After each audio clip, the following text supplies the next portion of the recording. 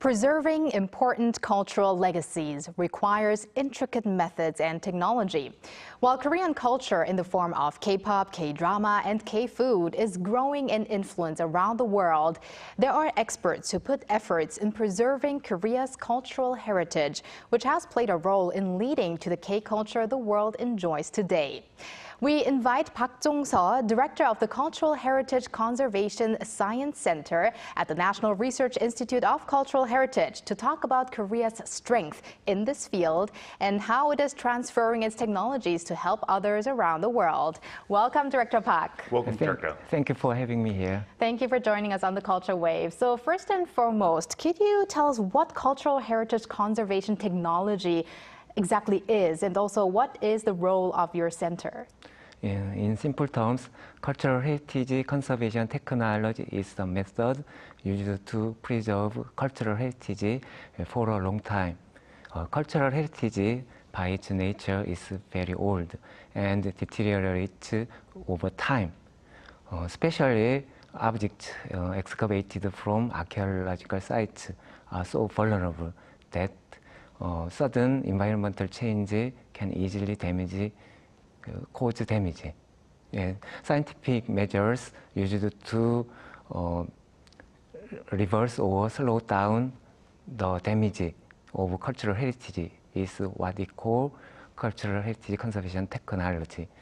Through these methods, cultural heritage can regain its original value and can pass it down on intact to future generations. More broadly, conservation technology also covers scientific methods related to cultural heritage. It includes investigating the value of cultural heritage, manufacturing techniques and materials, cause and extent of the damage. It also includes restoration and conservation treatment of damaged objects to extend the lifespan of cultural heritage, developing new materials and techniques, and controlling the conservation environment. Our center is an affiliate of the National Research Institute of Cultural Heritage, and we are doing scientific conservation and restoration of damaged cultural objects. Sounds like you have a lot of responsibility there at the center. And although you touched upon it that this is for future generations, could you please further explain why we need these methods and these technologies? Why is it important? First of all, it helps prevent damage to cultural heritage, and we can preserve its value and pass it down to future generations. To preserve it properly, it's crucial to understand as much information as possible about the heritage. We need to know things like what material the cultural heritage is made of, how it was made, and what the current condition it is, to apply the right conservation methods. For this, we gather information from various scientific analysis and research. This information gives the cultural heritage its own value and helps us better understand our history. Right. So you said before, Korea's cultural heritage preservation technology is said to have reached a very high level. Could you tell us more on that, please? That's right. Above all, as for the training program, there is an international organization called ICCROM. That is the International Center for the Study of the Preservation and Restoration of Cultural Property.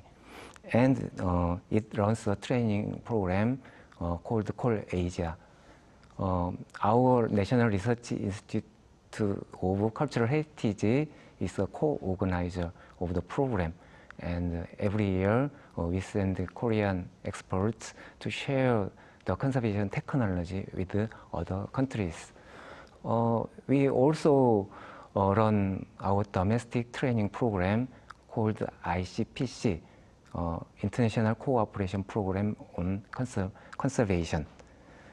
It invites professionals in the field of conservation every year, and from countries all over the world to train them for the conservation skills in cultural heritage.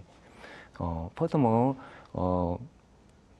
many Korean conservators and researchers are actively taking part in the on-site international project, such as conservation of Angkor Wat in the Cambodia, and Hongnang-Shida ruin site restoration in Laos, and working on the Ramesseum Temple in Egypt. Then let's talk a little bit more about one of those international on-site projects. Recently, I think you were also in Indonesia to share Korea's preservation techniques. So please tell us about that project. Our program is called OTTP, On-Site Technical Training Program. We go to the countries that need to improve their conservation skills and provide the conservation staffs with on-site training. We've conducted the training in Indonesia 3 times up to this year. In 2023, the training was held at the National Museum of Indonesia in Jakarta, and 14 participants were trained. The topics for training was conservation of metals, and we taught non-destructive analysis of material, microscopic examination of manufacturing techniques, desalination methods, corrosion removal, and restoration of missing parts. Last year, we provided the advanced training of metal conservation at the Borobudur Conservation Office, and 24 participants were trained. The focus of training was especially on the reinforcing the weathered outdoor metal objects using wax. This year, the place for training was the same with the 23 year. The participants were conservation-related staffs in museums with less than 3 years of experience, and the training topics were on the basics of conservation, especially on the understanding of materials for conservation. And so how was the response by the locals and the feedback as well? And do you have any memorable episodes from the training program? The participants were very focused all the way through the program. The training consisted of theory and hands-on practice. They really worked hard to get used to what they were learning. I think this is the reason we've conducted the training in Indonesia for 3 consecutive years. Here is a little story from this time. The venue for training this year is the National Museum of Indonesia in Jakarta. On the last day of training, an anti-governmental demonstration occurred and getting escalated. In the middle of the last practical training session, we were informed that the museum should be evacuated before 3 p.m. We had to leave without finishing the last training. Oh.